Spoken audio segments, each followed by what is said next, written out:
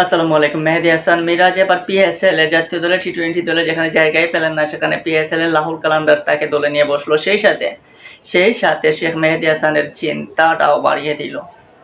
টি-20 cricket team গঠনে বাংলাদেশ অনেক চ্যালেঞ্জের মুখে পড়ে একটা অফ স্পিনার নিতে। বিশেষ করে মেহেদী হাসান মিরাজ এবং শেখ মেহেদী হাসানকে নিয়ে খুবই একটা চ্যালেঞ্জের মুখে পড়ে নির্বাচকরা। কারণ কাকে রেখে কাকে তুলবেন? আমরা দেখেছি অনেক ম্যাচে আমরা শেখ মেহেদী কিংবা মেহেদী হাসান মিরাজ দুজনকেই স্কোয়াডে রাখা হয়েছে, প্লেইং এক্সাইও রাখা হয়েছে। কিন্তু সেখান থেকে সেরা কে সেটা কিন্তু বাছাই করতে গেলে অনেক চিন্তা ভাবনা করা লাগছে। কারণ শেখ মেহেদী হাসান টি-20 বোলিংয়ে অনেক বলা যায় যে হাই কোয়ালিটির বোলার। টি-20তে দুর্দান্ত বোলিং করে থাকেন। তার পারফরমেন্স দেখলেই আপনি বুঝতে পারবেন স্পোর্টিং পিচেও কি সুন্দর বোলিং করে থাকেন। সো সেই শেখ মেহেদী হাসানকে যখন স্কোয়াডের বাইরে রাখতে হয়, তখন নির্বাচকদেরকে অনেক চিন্তা ভাবনা করতে হয়। এখন দেখবেন যে শেখ মেহেদী হাসানকে ভাইস ক্যাপ্টেনও করে দেওয়া হয়েছে। সো ভাইস ক্যাপ্টেন যখন শেখ মেহেদী হাসানকে করে দেওয়া হয়েছে, তখন শেখ মেহেদী হাসান মিরাজের টি-20তে সুযোগ পাওয়াটা কিছুটা হলেও কষ্টসাধ্য হয়ে দাঁড়িয়েছে।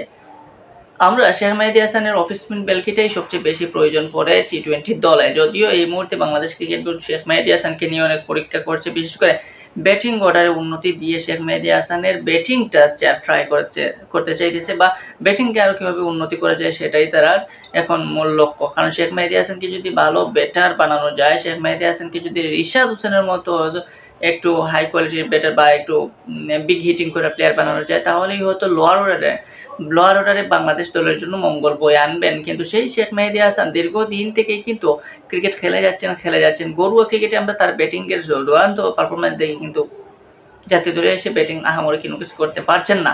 যাই হোক, শেখ মেহেদী হাসানকে বাদ দিন, এখন মেহেদী হাসান মিরাজের দিকে তাকান, তাহলে মেহেদী হাসান মিরাজ কিন্তু বিপিএল এর দুর্দান্ত পারফর্মার, ব্যাটিংয়ে অসাধারণ। বিশেষ করে টপ অর্ডারে ব্যাট করতে নামে টি-20তে ভালোই ব্যাটিং করছেন। রিসেন্টলি তার টি-20 ব্যাটিং পরিসংখ্যান দেখেন দুর্দান্ত। সো সেই হিসাবে তাকে ব্যাটিংয়ের জন্য ভালোই একটা চয়েস ভাবতে পারে পিএসএল এর লাহোর কালান্দার্স টিম। কিন্তু তার বোলিংটা আসলে কতটা কার্যকরী হতে পারে টি-20তে, সেটা দেখতে পারবেন ম্যাচে। মেহেদী হাসান মিরাজের এই টি-20 বোলিংটাই সবচেয়ে বেশি ভোগাচ্ছে। টি-20তে যদি একটু ইকোনমিক্যাল বোলিং করতে পারতেন মেহেদী হাসান মিরাজ, তাহলে হয়তো শেখ মেহেদীর চেয়ে এগিয়ে বেশি থাকতেন টি-20 স্কোয়াডে বাংলাদেশ জাতীয় দলের।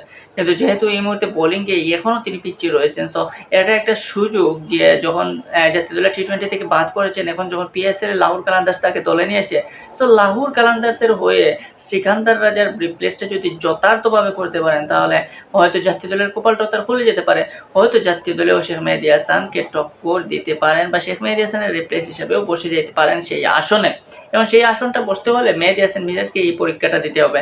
পিএসএল এ লাহোর কালান্দার্সে তার সতীর্থ রয়েছেন একজন সাকিব আল হাসান, রিশাদ হোসেনও খেলেছেন এখানে। যদিও রিশাদ এখন জাতীয় দলের সার্ভিস দিচ্ছেন, তবে সাকিব আল হাসান রয়েছেন এখানে। সাকিব আল হাসানও নিজেকে প্রতিষ্ঠিত করার মঞ্চ ভেবে রেখেছেন এই পিএসএল এর টাকে। এখন এক ম্যাচের জন্য গেছিলেন, এখন তার টিম কোয়ালিফাই করেছে, সো আরেক দুই একটা ম্যাচ খেলার সুযোগ পাচ্ছেন। সো মেহেদী হাসান মিরাজকেও সেম, মেহেদী হাসান মিরাজ এই দুই একটা ম্যাচ যেটা পাবেন সেটা যদি খেলতে পারেন এবং সিকান্দার রাজার পরিপূর্ণ প্লেস হিসাবে পরিপূর্ণভাবে পারফরমেন্স করতে পারেন, তাহলে মেহেদী হাসান মিরাজের ভাগ্যও বলবে। কোনো আন্তর্জাতিক ফ্র্যাঞ্চাইজি বলেন বা দেশের বাইরে কোনো ফ্র্যাঞ্চাইজি, বিদেশি কোনো ফ্র্যাঞ্চাইজি প্রথমবারের মতো মেহেদী হাসান মিরাজ খেলতে যাচ্ছেন। সো মেহেদী হাসান মিরাজে যদি এখানে ভালো করতে পারেন, তাহলে ভবিষ্যতে ফ্র্যাঞ্চাইজিগুলোতে, বিদেশি ফ্র্যাঞ্চাইজিগুলো থেকে আরও ডাক আসতে পারে। এই সুযোগটা মেহেদী হাসান মিরাজ এখন কীভাবে কাজে লাগান দেখা যাক।